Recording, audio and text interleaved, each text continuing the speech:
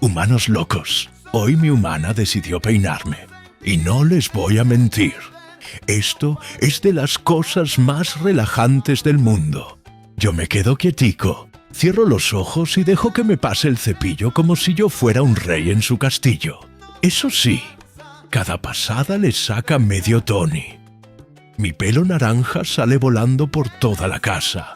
Pero es que este colorcito es parte de mi personalidad.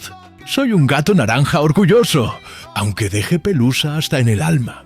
Mientras me peina, yo siento que me derrito. Me hace cariñitos en la cabeza, me acomoda el cuello, me habla bonito. Y yo solo pienso, qué suerte la mía de ser el consentido de esta familia. Si quieres seguir viendo mis momentos de relax y cómo me dejan más guapo cada día, déjame un corazoncito.